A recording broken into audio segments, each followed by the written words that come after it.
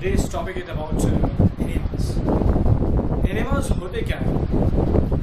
Enemas solutions होते हैं जो rectally provide की जाते हैं पेशेंट्स को by means of anus, और इसकी जो बेसिक्स हैं वो क्या है, ताकि जो कॉन्स्टिपेटेड पेशेंट्स जिनको कॉन्स्टिपेशन होती है उस कॉन्स्टिपेशन को रिमूव करने के लिए हम लोग यूज़ करते हैं एनिमास।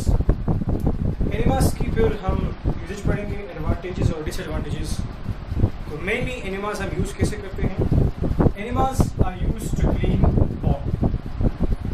बाउल क्लीनिंग जो है, मतलब के जो फीसिस बॉडी के अंदर पड़े होते हैं उसको क्लीन करने के लिए हम एनिमास यूज़ करते हैं। और दूसरा जो है हमारे पास है कि इंट्रोडक्शन ऑफ मेडिकेशन। मेडिकेशन को introduction means to give in to the patient को देने के लिए हम कुछ मेडिसिन भी हम थ्रू रेक्टल रूट देते हैं। अगर आप लोग को याद हो राउट्स ऑफ ड्रग एडमिनिस्ट्रेशन, उनमें से जो हमारे पास एंट्रल है उसमें माउथ और एनस होता है। एनस में रेक्टली जो ड्रग्स हम देते हैं वो बाय मीन ऑफ एनिमास देते हैं। एनिमास के साथ कंबाइन करके हम प्रोवाइड करते हैं। What are enemas? उसके लिए आप लोग पहले मेरी दूसरी वीडियो चेक करें कि एनिमास क्या होते हैं और एनिमास की टाइप्स क्या होते हैं, उसके प्रिपरेशन कैसे होते हैं, वो नेक्स्ट वीडियो में है। तो मेडिकेशंस में स्पेशली एक एग्जांपल जो काफ़ी रिनाउंड एग्जांपल है वो है anti helminthic drugs.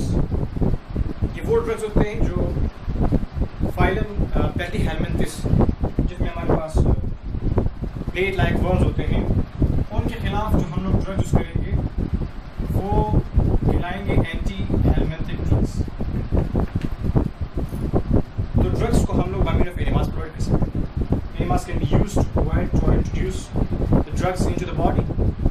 Pre investigative, अगर कोई इन्वेस्टिगेशन करनी होती है मीन्स एंडोस्कोपी, वो भी in the form of colonoscopy. तो कोलोनोस्कोपी के लिए हम क्या यूज़ करते हैं? हम एनिमास यूज़ करते हैं। वो कैसे? तो जैसे हम एनिमास प्रोवाइड करते हैं उसके थ्रू हम कोलोन को साफ करते हैं। तो ये क्या है? एक किस्म का कोलोनोस्कोपी है।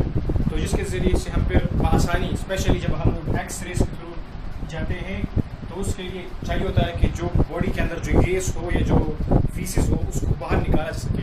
तो एनिमास प्रोवाइड करते हैं तो जिसके थ्रू गैसेस और फीसिस जो है वो फिर बाहर आ जाते हैं। तो ये एक नया नेक्स्ट यूज़ है। और प्री ऑपरेटिव यूज़ भी है। प्री ऑपरेटिव कैसे होता है? और कुछ जो हमारे पास पेशेंट होते हैं, अगर हम उसको ऑपरेशन करते हैं तो उससे पहले हम उसको एनेस्थीसिया ड्रग देते हैं ताकि वो एनेस्थीसिया में हो जाए और कंडीशन में चला जाए। तो हम प्री ऑपरेटिव भी हम एनिमास यूज़ करते हैं। वो किस लिए? ताकि एनिमास में जब कोई किसी भी पेशेंट को जब हम लोग ये ड्रग्स देते हैं एनेस्थेटिक ड्रग्स, तो एनेस्थीसिया में जो है उसका जो बॉडी में जो इंटेस्टाइन है, स्फिंक्टर मसल्स होते हैं, जो स्फिंक्टर्स होते हैं, एनल स्फिंक्टर होते हैं, ये रिलैक्स हो जाते हैं, जिसकी वजह से बाउल जो है वो मूव करते हैं। तो हम कह सकते हैं कि किस्म की वो स्पॉइलिंग पास करेंगे,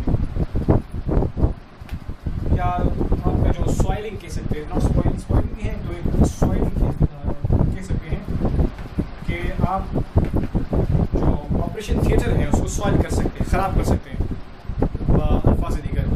तो ये क्या करते हैं? हम प्री ऑपरेटिव देते हैं। सिंपल जनरली यूजेस क्या होते हैं?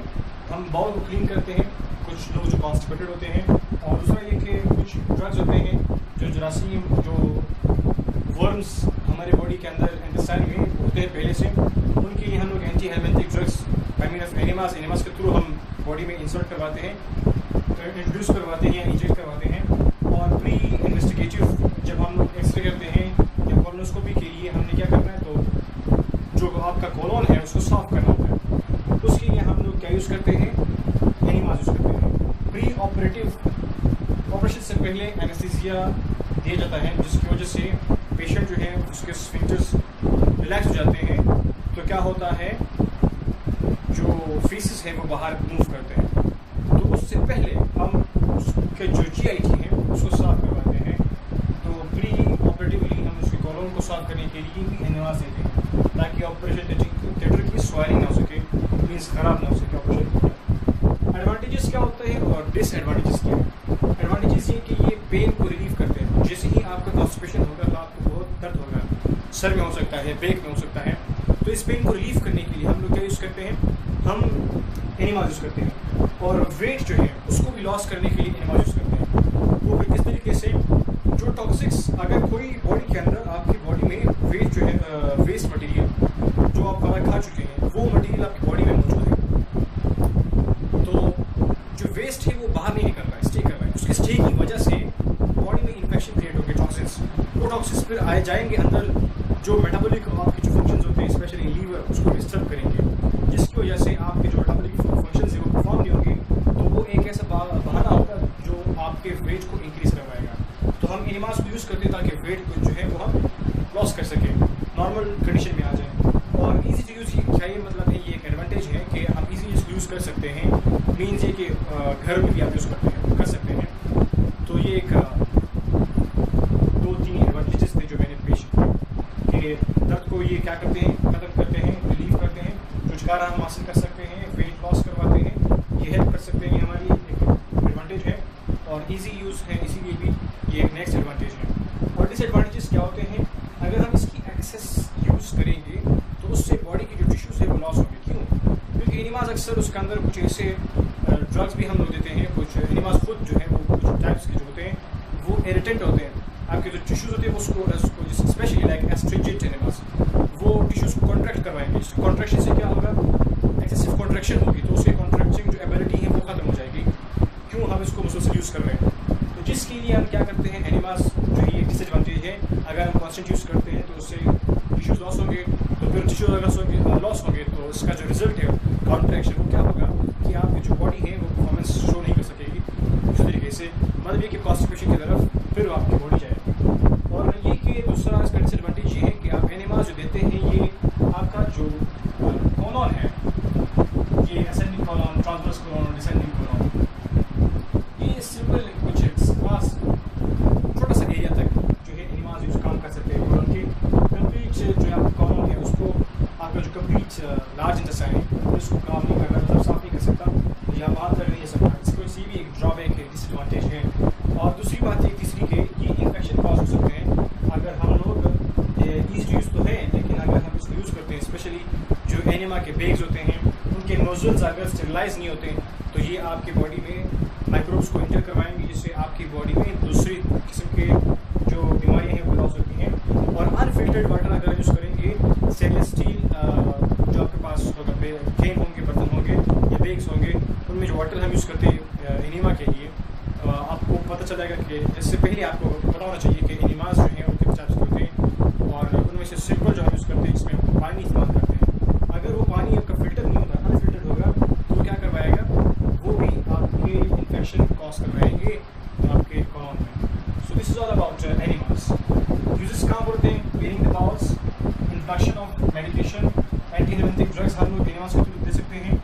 प्री इन्वेस्टिगेटिव प्रोसेस अगर हमने कॉलोनोस्कोपी करनी है, एक्सरे करनी है, तो उससे बॉडी से गैस निकलवाना और बाकी सारे जो फीसिस हैं उसके लिए हम लोग प्री इन्वेस्टिगेटिव में एनिमा देते हैं ताकि हमारा इन्वेस्टिगेशन को जो है वो आसानी से हो सके। और प्री ऑपरेटिव ताकि ऑपरेशन थिएटर ख़राब ना हो जाए, उसके लिए भी हम लोग क्या करते हैं, वी यूज़ एनिमास।